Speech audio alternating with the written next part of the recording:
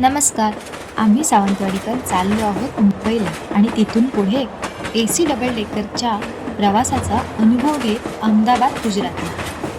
तेही माझ्या मम्मी पप्पांसोबत.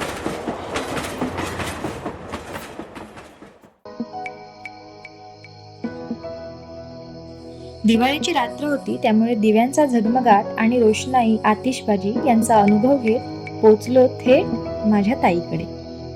दुसऱ्या दिवशी सायन्स सिटीला गेलो. तेथे टूर कॉम्बो घेतला, ज्यात मेन एंट्री, ॲक्वेटिक्स, रोबोटिक्स आणि ॲस्ट्रॉनॉमी यांचा समावेश होता. सोबत लहान मुलं असल्यामुळे सर्वात पहिलं ठरलं ते नेचर पार्कला जायचं. तिथल्या एंट्रीवरच भला मोठा सिंह पाहिला, पृथ्वीगोल पाहिला. इथे butterfly garden, oxygen park, chess cum yoga garden आणि मुलांसाठी खेळायची जागा पण आहे. मग काय, किशू केयांनी तर खेळायला सुरुवातच केली.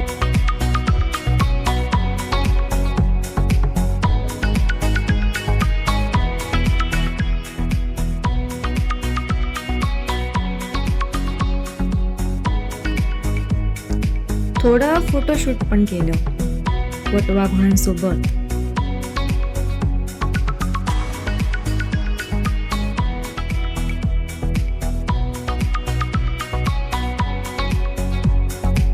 पुढे मग इव्होल्युशन ऑफ अर्थ पाहिलं, तिकडे फोटो काढले आणि गेलो पुढे मिस्ट टनलमध्ये.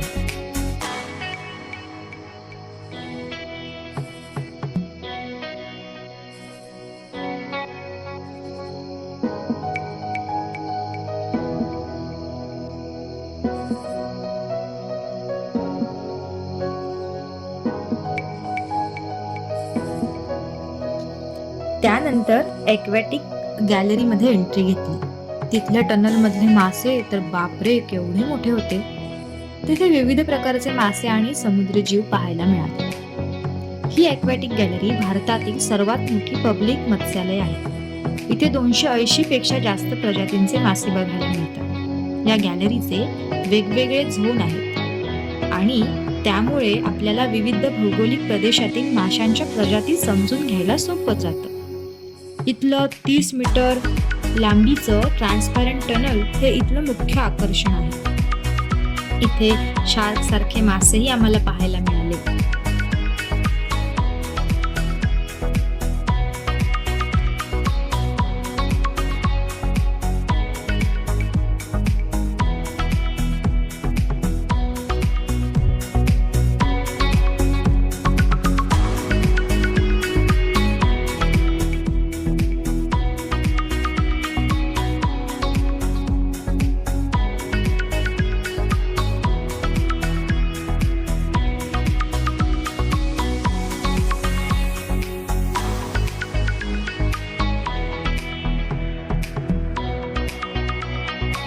खूप चालणं झालं म्हणून थोडं बसलो.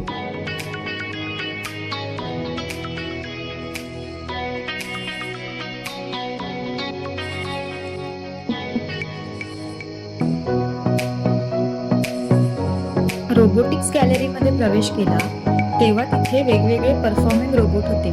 काही खेळत होते, काही शिक्षण व शेतीसारख्या क्षेत्रांशी निगडीत होते. एका तर रोबोटने चक्क आम्हाला डान्स करून दाखवला.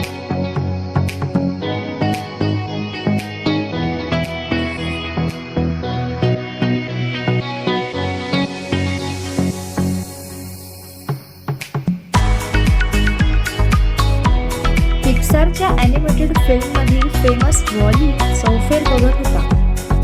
तोही आम्हाला दिसला.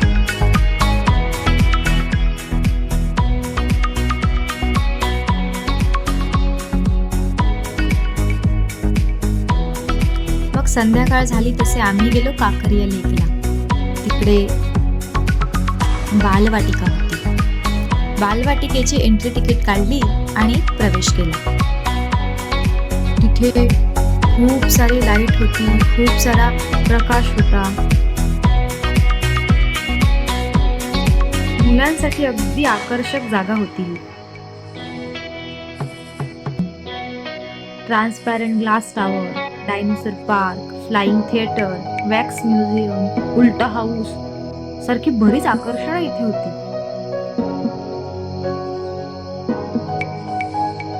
मग आमचं ठरलं, आम्ही इल्युजन हाऊस म्हणजे उल्टा हाऊस मध्ये घेतलं. तिकडे देखील खूप मजा केली. हा ना.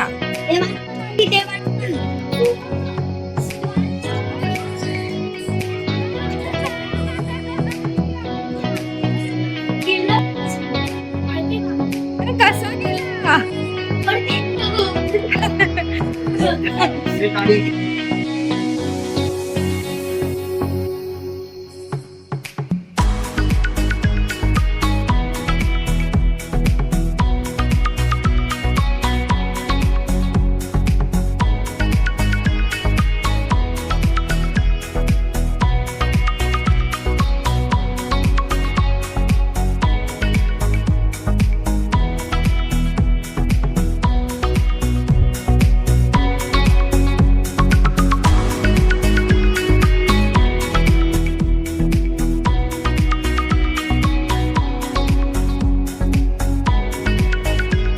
काही गोष्टी ना स्वतः अनुभवायच्या असतात.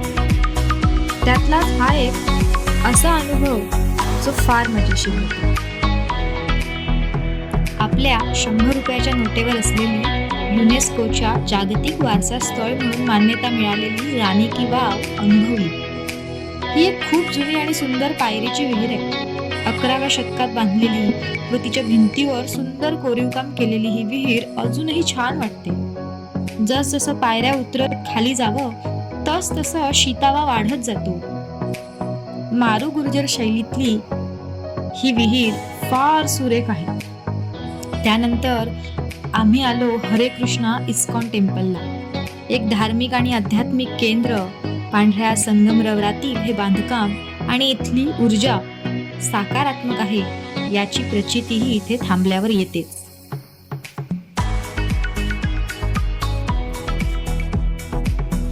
आणि फायनली तो दिवस उजाडला. आम्ही सकाळी 6 वाजता निघालो कालुपूर म्हणजेच अहमदाबाद स्टेशनला.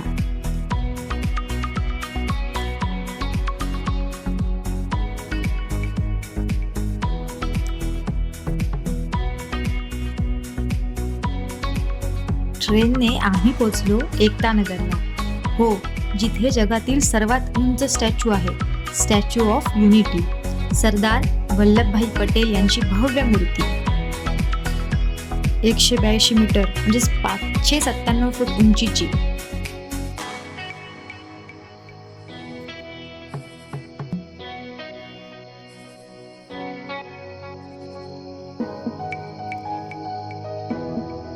विविंग गॅलरीत जाण्यासाठी खास लिफ्ट्स आहेत.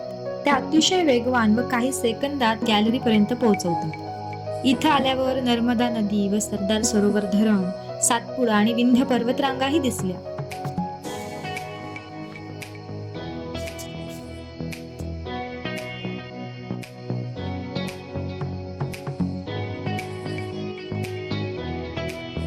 आम्ही विविंग गॅलरीतून उतरलो आणि आलो थेट एक्झिबिशन सेंटरला.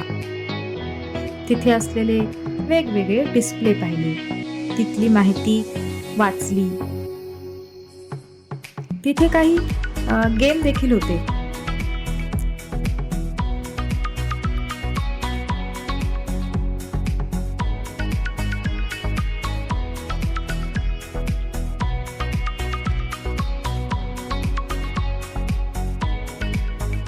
तिथे एक अगदी खरीखुरी वाटणारी लायब्ररी होती. स्टॅच्यू ऑफ युनिटी म्हणजेच एकतेचा पुतळा, जो सरदार वल्लभभाई पटेल यांना समर्पित आहे आणि गुजरातमधील नर्मदा नदीजवळ साधू बेटावर आहे. हा पुतळा जगातील सर्वात उंचीचा पुतळा असून याचं उद्घाटन 31 ऑक्टोबर 2018 मध्ये झाले.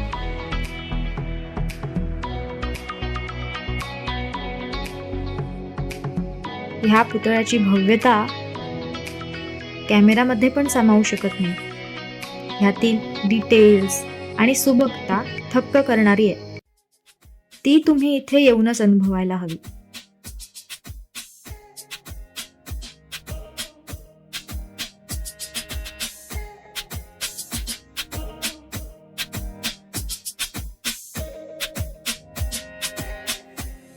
आता आम्ही चाललो जंगल सफारीला.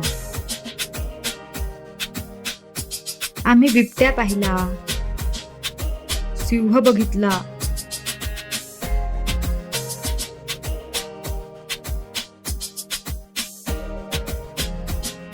आणि त्यानंतर गेलो डोम मध्ये. तेथे गेल्यावर सारे पक्षी अगदी जवळून पाहता आले. जिराफ पाहिलं, झेब्रा पाहिला आणि कसला वेगळाच प्राणी, याला ऑरिक्स म्हणतात. नंतर फार चालून झाल्यावर अगदी दमून गेलो होतो. तेवढ्यात आम्हाला इलेक्ट्रिक कार्ट राईड मिळाली.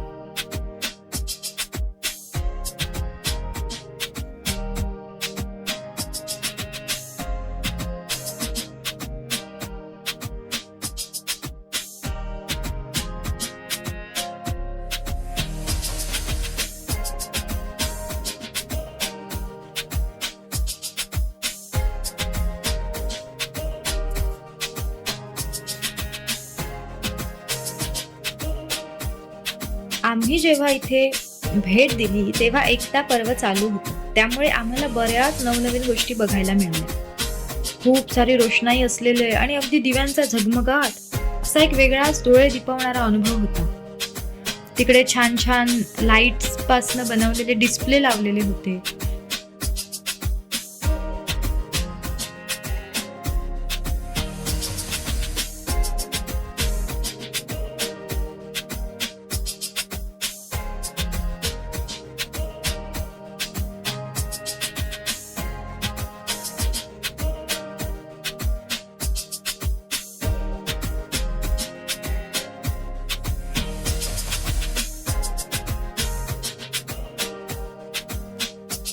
गुजरात भ्रमंती केल्यानंतर अखेर बॅक टू होम, घरी जायचा दिवस उजाडला. आम्ही सारेच आतुर होतो, कारण आजचा प्रवास होता विमानाचा.